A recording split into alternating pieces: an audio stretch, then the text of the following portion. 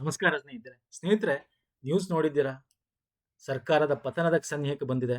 ಸಿದ್ದರಾಮಯ್ಯ ನೇತೃತ್ವದ ಕಾಂಗ್ರೆಸ್ ಸರ್ಕಾರ ಆಲ್ಮೋಸ್ಟ್ ಪತನ ಆಗುತ್ತೆ. ಡಿ ಕೆ ಶಿಯ ಸರ್ಕಾರ ಅಧಿಕಾರಕ್ಕೆ ಬರುತ್ತೆ. ಅದು ಕೂಡ ಕಾಂಗ್ರೆಸ್ದೆ. ಗ್ಯಾರಂಟಿಗಳ ಗೋವಿಂದ ಏನು, ಉದ್ಯಾಂಶಗಳ ಕಥೆ ಏನು, ಡೀಟೇಲ್ ಡಿಸ್ಕಸ್ ಮಾಡೋಣ. ನೋಡಿ, ಆಲ್ಮೋಸ್ಟ್ ಸಿಎಂ ರಾಜೀನಾಮೆ ಕೊಡೋಕೆ ರೆಡಿ ಆಗಿದ್ದಾರೆ. ಓಕೆ, ನಿಮಗೆ ಗೊತ್ತಿದೆ, ಆಸ್ ಪರ್ ಸಂವಿಧಾನದ ಪ್ರಕಾರ ಮಂತ್ರಿಮಂಡಲ ಸಾಮೂಹಿಕವಾಗಿ ವಿಧಾನಸಭೆಗೆ ಹೊಣೆಗಾರಿಕೆ ಇರುತ್ತೆ. ಯಾವ್ದಾದ್ರು ಒಂದು ಬಿಲ್ ಏನಾದರೂ ಕೂಡ ಪಾಸ್ ಮಾಡೋಕ್ಕಾಗಿಲ್ಲ ಅಂದ್ರೆ ಒಂದು ಸರ್ಕಾರ ತನ್ನ ಸರ್ಕಾರದ ಬಿಲ್ ಅವಾಗಲೂ ಕೂಡ ಅವಿಶ್ವಾಸ ನಿರ್ಣಯ ಆದ್ರ ಮುಂದೆ ಮಂಡಿಸ್ತಾರೆ. ಅವಾಗ ಸರ್ಕಾರ ಬಿದ್ದೋಗುತ್ತೆ.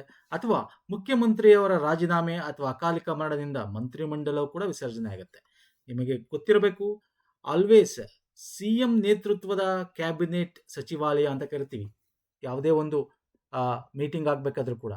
ಅಂದ್ರೆ CM is the head of the boat ಅಂತ. ಒಟ್ಟಿಗೆ ತೇಲ್ತಾರೆ, ಒಟ್ಟಿಗೆ ಮುಳುಗ್ತಾರೆ. ಯಾವಾಗ ಬೇಕಾದ್ರೆ ಸಚಿವರನ್ನ ಒಬ್ಬರನ್ನ ತೆಗಿಬೋದು, ಇಬ್ಬರನ್ನ ತೆಗಿಬೋದು, 10 ಜನ ತೆಗಿಬೋದು, ಕಂಪ್ಲೀಟ್ ಸಚಿವಾಲಯನ ತೆಗಿಬೋದು. ಆದರೆ ಸಿಎಂ ಒಬ್ರು ರಾಜೀನಾಮೆ ಕೊಟ್ಟ ತಕ್ಷಣ ಕಂಪ್ಲೀಟ್ ಸರ್ಕಾರ ಪತನ. ಯಾಕಂದ್ರೆ ಸಿಎಂ ನೇತೃತ್ವದ ಸಿಎಂ ಜೊತೆ ಇರ್ತಕ್ಕಂಥ ಎಲ್ಲ ಒಂದು ಸಚಿವರು ಕೂಡ ಬಿದ್ರು ಅಂತಾನೆ ಅರ್ಥ. ಅಂದ್ರೆ ಕಂಪ್ಲೀಟ್ ಸರ್ಕಾರ ಬೀಳ್ತು ಅಂತ. ಓಕೆ, ಇದು ನಿಮ್ಗೆ ಗೊತ್ತಿದೆ ಆಸ್ ಪರ್ ಇದು. ಹಾಗಾದ್ರೆ ಕತೆ ಏನು ಮುಂದೆ? ಯಾವಾಗ ಬೇರೆ ಸರ್ಕಾರ ಬರುತ್ತೆ? ಗ್ಯಾರಂಟಿಗಳ ಕತೆ ಏನು? ಜಾಬ್ಸ್ಗಳ ಕತೆ ಏನು ಸರ್? ಉದ್ಯೋಗಗಳ ನೋಟಿಫಿಕೇಶನ್ ಕತೆ ಏನು? ಓಕೆ, ಎಲ್ಲನೂ ಡಿಸ್ಕಸ್ ಮಾಡೋಣ. ಫಸ್ಟ್ ಈ ಗ್ಯಾರಂಟಿ ಕತೆ ನೋಡಿ. ಗ್ಯಾರಂಟಿ 5 ಗ್ಯಾರಂಟಿಗಳೇನಿದೆ, ಆಲ್ರೆಡಿ 2 ಗ್ಯಾರಂಟಿ ನಿಮಗೆ ಗೊತ್ತೇ ಇದೆ. ಒಂದು ನಿರುದ್ಯೋಗಿಗಳ ಭತ್ಯೆಗೆ ಅದು ಸುಮ್ಮನೆ ನೇಮಕಾವಸ್ಥೆ ಇರ್ತಕ್ಕಂಥದ್ದು. ಇನ್ನು ಪ್ರಮುಖವಾಗಿ ಆಲ್ರೆಡಿ ಡಿ ಕೆ ಶಿ ಅವರು ಓಕೆ ಹೇಳ್ಬಿಟ್ಟಿದ್ದಾರೆ.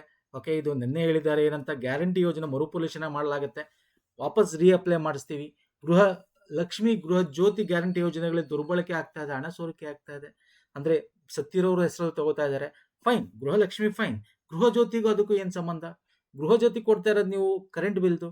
ನಿಮ್ಮಲ್ಲಿ ಮೀಟರ್ ರೀಡಿಂಗ್ ಅವ್ರದ್ದು ಸುಮ್ಮನೆ ದುಡ್ಡು ಇದು ಪೇಮೆಂಟ್ ಕೊಟ್ಕೊಂಡು ಇಟ್ಕೊಂಡಿದ್ದೀರಾ. ಸೊ ಅವ್ರನ್ನ ಮನೆ ಹತ್ರ ಒಂದು ಬಿಲ್ ಬರೆಯಕ್ ಮೊದ್ಲು ಹೆಂಗ್ ಕಳಿಸಿ ಗೊತ್ತಾಗುತ್ತೆ ಯಾರಿದ್ದಾರೆ ಯಾರಿಲ್ಲ ಏನು ಎತ್ತ ಅಂತ ಅಲ್ವಾ? ಸೊ ಅಂದ್ರೆ ಇವೆಲ್ಲ ಏನ್ ನಾಟಕ ಅಂತಂದ್ರೆ, ಈಗ ಆಲ್ರೆಡಿ ನಿಮಗೆ ಗೃಹ ಲಕ್ಷ್ಮಿ ಬಂದಿಲ್ಲ.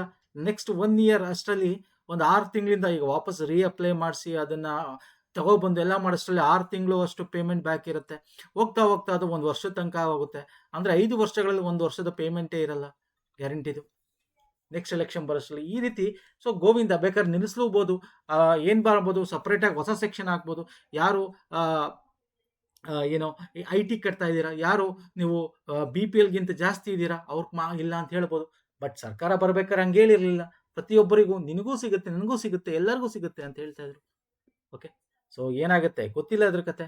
ಸೊ ನೆಕ್ಸ್ಟ್ ಜಾಬ್ ರಿಲೇಟೆಡ್ ಬಂದ್ರೆ ಸ್ನೇಹಿತರೆ, jobs related already KEA KPSC ಹತ್ರ ಏನು ನೋಟಿಫಿಕೇಶನ್ ಇದೆ ಹೊರಡ್ಸಕ್ಕೆ, ಅಂಥವು ಆಗ್ತಕ್ಕಂಥ ನೋಟಿಫಿಕೇಶನ್ ಆಗ್ತದೆ. ಬಟ್ ಬೇರೆ ಇನ್ನು ರೆಡಿ ಇತ್ತಲ್ಲ, ಯಾವುದು ಸಚಿವಾಲಯಗಳಲ್ಲಿ ಮಿನಿಸ್ಟ್ರಿ ಅಡಿಯಲ್ಲಿ ಸಚಿವಾಲಯಗಳಲ್ಲಿ ಏನು ಇತ್ತು ಅದು ಆಗುವಂತ ಚಾನ್ಸಸ್ ಕಮ್ಮಿ ಇದೆ. ಯಾಕೆಂತ ಹೇಳಿದ್ರೆ ನೋಡಿ, ಈಗ ಆಲ್ರೆಡಿ ಸಿದ್ದರಾಮಯ್ಯ ಏನೋ CM ರಾಜೀನಾಮೆ ಕೊಡಬೇಕು ಅಂತ ಏನಿದ್ದಾರೆ, ರಾಜೀನಾಮೆ ಇವ್ರು ಕೊಟ್ಟ ತಕ್ಷಣ ನಾನು ನಿಮ್ಗೆ ಆಲ್ರೆಡಿ ಹೇಳಿ, ಸಚಿವರುಗಳು ಕೂಡ ಕತೆ ಮುಗೀತು, ಅವರು ಪೋಸ್ಟ್ ಕಳ್ಕೊಂಡ್ರು ಅಂತ ಅರ್ಥ. ಈಗ ಆಲ್ರೆಡಿ ಒಂದಷ್ಟು ಫೈಲ್ಸ್ಗಳು, ಒಂದಷ್ಟು ಇದುಗಳನ್ನು ಪಾಸ್ ಮಾಡಬೇಕಾಗಿತ್ತು. ಅದರಲ್ಲಿ ಜಾಬ್ ರಿಲೇಟೆಡ್ ಫೈಲ್ಸ್, ಹುದ್ದೆಗಳ ರಿಲೇಟೆಡ್ ಫೈಲ್ಸ್ ಏನಾದ್ರು ಇದ್ರೆ ಆ ಸಚಿವಾಲಯದಲ್ಲಿ ಅದು ಕ್ಲಿಯರ್ ಮಾಡಿ ಇವ್ರ ಸಿಗ್ನೇಚರ್ ಹಾಕಿ ಕೊಡೋಕ್ಕಿಂತ ಮುಂಚೆ ಇವ್ರ ಸರ್ಕಾರ ಬಿದ್ದರೆ ಅವಾಗ ಅದೆಲ್ಲ ಹಂಗೆ ಉಳ್ಕೊಳ್ಳುತ್ತೆ. ಆಗ ಹೊಸ ಸರ್ಕಾರ ಬರಬೇಕು. ಹೊಸ ಸರ್ಕಾರ ಬಂದಾಗ ಏನಾಗುತ್ತೆ, ಹೊಸ ಸರ್ಕಾರ ಬಂದು ಹೊಸ ಸಚಿವರುಗಳನ್ನ ಬೇರೆ ಬೇರೆ ಒಂದು ಪೋರ್ಟ್ಫೋಲಿಯೋ ಕೊಟ್ಟು ಅವ್ರು ಮಾಡಿ, ಸೊ ಎಲ್ಲವನ್ನೂ ಕಂಪ್ಲೀಟ್ ಆಗೋ ತನಕ ನಿಮ್ಗೆ ಗೊತ್ತಿದೆ, ಹೊಸ ಸರ್ಕಾರ ಯಾವುದೇ ಬಂದ್ರು at least 1 month to usually 6 months ಅಂತ ಹೇಳ್ತಾರೆ, ಅಟ್ಲೀಸ್ಟ್ 1 ಮಂತ್. ಓಕೆ, ಇದು ಆಲ್ರೆಡಿ ಇರೋ ಸರ್ಕಾರ ಆಗಿರೋದ್ರಿಂದ ಇದೇನು ಹೊಸದಲ್ಲ, ಹೊಸವಾಗಿ ಚುನಾವಣೆ ಆಗಿಲ್ದಿರೋದ್ರಿಂದ 1 ಮಂತ್ ಅಟ್ಲೀಸ್ಟ್ ಅದರದ್ದು ಹನಿಮೂನ್ ಪೀರಿಯಡ್ ಅಂತ ಕರಿತೀವಿ, ಹನಿಮೂನ್ ಪೀರಿಯಡ್ ಅಂತ. ಓಕೆ, ಅಲ್ಲಿ ಬಂದು ಅವ್ರು ಕೂತ್ಕೊಂಡು ಏನಾಯ್ತು ಏನಿಲ್ಲ 1 to 2 ಮಂತ್ಸ್ ಅಂತ ಹೊರಟೋಗ್ಬಿಡುತ್ತೆ. ಸೊ ಅವ್ರು ಬಂದು ಅವ್ರು ಕೊಟ್ಟು, ಅಥವಾ ಈ ಸರ್ಕಾರ ಹೊಸದು ಬಂದು ಏನ್ ಕತೆ ಹೊಡಿತಾರೋ ಗೊತ್ತಿಲ್ಲ.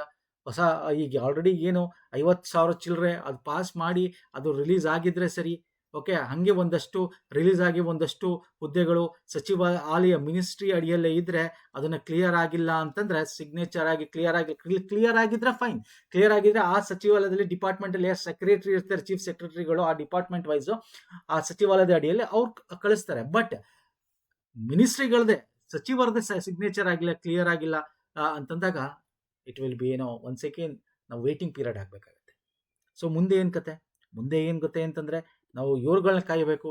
ಡಿ ಕೆ ಶಿ ಇವ್ರು ಬಂದು ಏನು ಮಾಡ್ತಾರೆ ಗೊತ್ತಿಲ್ಲ.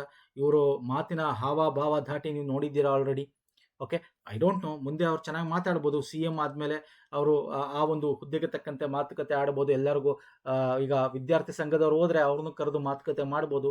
ಐ ಡೋಂಟ್ ನೋ, ಅವ್ರು ಸಿ ಎಮ್ ಆದಮೇಲೆ ಅವರ ಒಂದು ಇದು ಚೇಂಜ್ ಆಗ್ಬೋದು. ಈಗ ಹೆಂಗೆ ಮಾತಾಡ್ತಾರೆ ನಿಮ್ಗೆ ಗೊತ್ತಿದೆ, ಯಾವ ರೀತಿ ಮಾತಾಡ್ತಾರೆ ಅಂತ.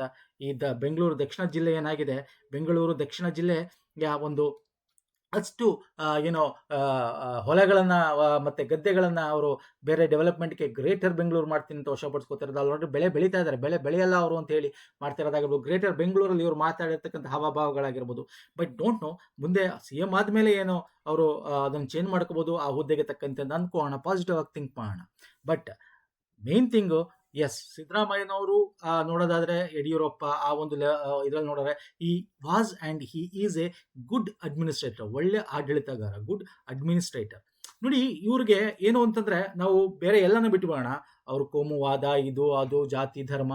ಬಟ್ ಇವ್ರಿಗೆ ಎಕನಾಮಿಕಲಿ ಅವರ ಅಂಕಿಅಂಶಗಳು ಅವ್ರ ಕೈಲೇ ಇರ್ತಿತ್ತು ಯಾವಾಗಲೂ. ಓಕೆ, ಇಷ್ಟು ಬರ್ಬೇಕು, ನಮ್ದು ಇಷ್ಟಿದೆ, ನೀವು ಇಷ್ಟು ಸುಳ್ಳು ಹೇಳ್ತೀರಿ, ಎಲ್ಲ ಪಟಾಪಟ ಅಂತ ಕೈ ಬಾಯಲ್ಲೇ ಇರ್ತಕ್ಕಂಥದ್ದು. ಓಕೆ, ಅಷ್ಟಿಲ್ಲದೆ ಇವರು ಸಿದ್ದರಾಮಯ್ಯನವರು 17 ಬಜೆಟ್ಗಳು, ನಮ್ಮ ರಾಜ್ಯದಲ್ಲಿ ಅತ್ಯಂತ ಹೈಯೆಸ್ಟ್ ಬಜೆಟ್ ಮಂಡಿಸಿರ್ತಕ್ಕಂಥ ಮುಖ್ಯಮಂತ್ರಿ ಅಥವಾ ಫೈನಾನ್ಸ್ ಮಿನಿಸ್ಟರ್ ಅಂತ ಹೇಳಿದ್ರೆ ಇವರ ಫಸ್ಟ್ ಬರ್ತಾರೆ. ಆ್ಯಂಡ್ ಆಲ್ಸೋ ನಮ್ಮ ರಾಜ್ಯದಲ್ಲಿ ಅತ್ಯಂತ ಹೆಚ್ಚು ಕಾಲ ಮುಖ್ಯಮಂತ್ರಿ ಆಗಿರೋರು ಯಾರು ಅಂತಂದ್ರೆ ನೋಡೋದಾದ್ರೆ ಫಸ್ಟ್ ಇವರೇ ಬರ್ತಾರೆ. ಯಾಕಂತಂದ್ರೆ ನಿಮ್ಗೆ ಗೊತ್ತಿರೋ ದೇವರಾಜ್ ಅರಸರ ಒಂದು ಇದನ್ನ ಕೂಡ ಅವರು ಈಗ ಈ 2020 ಜನವರಿಲಿ ಅವರ ಒಂದು ಇದನ್ನು ಕೂಡ ಮರೆಸ್ತಾರೆ. ಆಲ್ಮೋಸ್ಟ್ 8 ವರ್ಷ ಆಗಿದೆ. ಇವರು ಆಲ್ರೆಡಿ ಸಿ ಎಂ ಲಾಸ್ಟ್ 5, ಇವಾಗ 3 ವರ್ಷ. ಓಕೆ, ಸೊ ನೋಡೋಣ, ಒಂದು ಹೋಪ್ ಇಟ್ಕೊಳ್ಳೋಣ ಹೆಂಗಾಗತ್ತೆ ಅಂತ. ಬಟ್ ಇವೆಲ್ಲ ಸಮಾರಂಭಗಳಾಗಷ್ಟರಲ್ಲಿ ನಮ್ಮ ಉದ್ಯೋಗಗಳು ನೋಡಿ, ಇದು ಹೆಂಗಾಗಿತ್ತು ಅಂತಂದರೆ ಈ ಕುರ್ಚಿ ಗುದ್ದಾಟ ಏನಿದೆಯಲ್ಲ, ಈ ಕುರ್ಚಿ, ಈ ಅಧಿಕಾರ, ಇದರಲ್ಲಿ ಒಂಥರ ಅಪ್ಪ ಅಮ್ಮನ ಜಗಳದಲ್ಲಿ ಕೂಸು ಬಡವಾಯಿತು ಅನ್ನೋ ರೀತಿಯಾಗಿದೆ. ಓಕೆ, ಕೂಸು ಬಡವಾಯಿತು ಅನ್ನೋ ರೀತಿಯಾಗಿದೆ. ನಮ್ಮ ಗೋಳು ಯಾರು ಕೇಳೋರು, ಒಂದು ರೀತಿ ಸತ್ತು ಬದುಕಿರುವ ರೀತಿ ನಮ್ಮ ಕತೆ ಆಗಿದೆ. ಪ್ರಜೆಗಳ ಕತೆ ಒಂದು ರೀತಿ ಗಾಯದ ಮೇಲೆ ಹೇಟ್ ಬಿದ್ದಂಗೆ, ಗಾಯದ ಮೇಲೆ ಬರೆ ಆಗ್ದಂಗೆ, ಮತ್ತು ಒಂದು ರೀತಿ ಮಾಡೋಕ್ಕಾಗದಿರೋ ಸ್ಥಿತಿಗೆ ಆಗಿದೆ. ನೋಡೋಣ ಇದು ಬರೋ ಸರ್ಕಾರ ಎಷ್ಟು ಫಾಸ್ಟಾಗಿ ಕೆಲಸ ಮಾಡುತ್ತೆ, ಏನು ಮಾಡುತ್ತೆ ಅಂತ ಹೋಪ್ಸ್ ಇಟ್ಕೊಳ್ಳೋಣ ಸ್ನೇಹಿತರೆ. ಸೊ ನಮಸ್ಕಾರ. ನಮ್ಮ ಟೆಲಿಗ್ರಾಮ್, ಇನ್ಸ್ಟಾಗ್ರಾಮ್ ಫಾಲೋ ಮಾಡಿಲ್ಲ ಮಾಡ್ಕೊಳ್ಳಿ. ನೆಕ್ಸ್ಟ್ ಒಳಗೆ ಪುನಃ ಸಿಗ್ತೀನಿ. ಧನ್ಯವಾದಗಳು.